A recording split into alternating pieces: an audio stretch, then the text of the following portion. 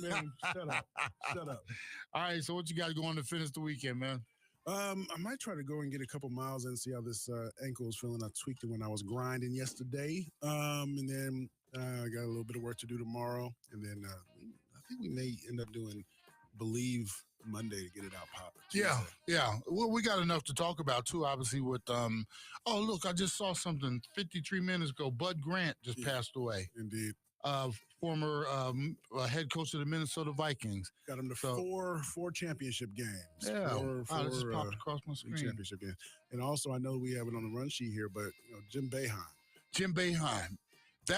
I'm glad you brought that up. Jim Boeheim. 47 seasons at Syracuse. Unceremoniously let go, too. They want to make it seem like he retired. Look, it was more like they pushed him out the door. Look, dog, just because you've been there because that's the thing. When you think about legacy, you've been there for 10, it's easy to let you go. You've been there for 20, it might be a little harder. You get 30, you get past 30, then it becomes hard because then it's almost like, what is it, the emperor has no clothes? Yeah.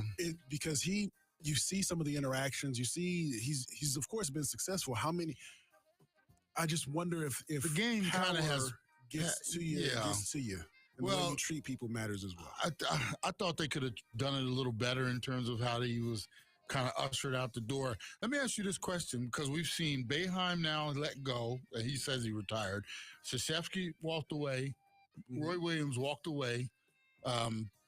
Wright walked away from UConn. Right, Jay Wright.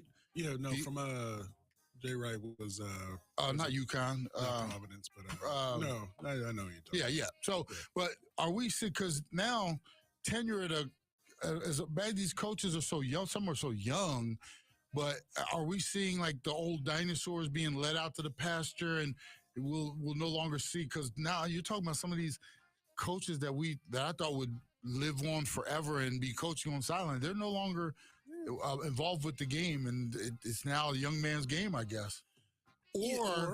Or do the older coaches, they don't even want to deal with all this NIL, the one and done, and all that kind of stuff. It's possible because it's the type of Villanova. That's where Jay Wright was from. Yeah.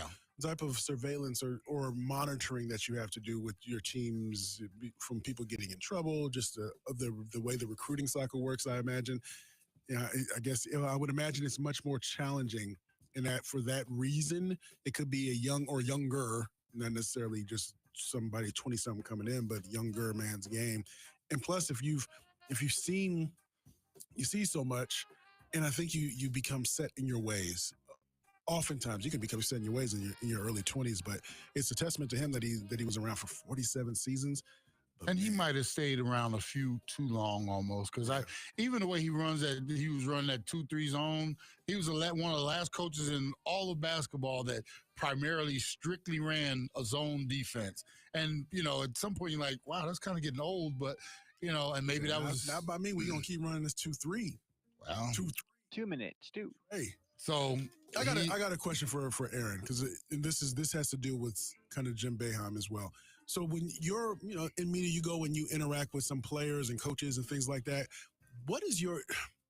Does it make it harder to want to cover a team if the coaching staff or the head coach or the head assistants treat you poorly and act as if your questions are terrible, or that you are just some insignificant?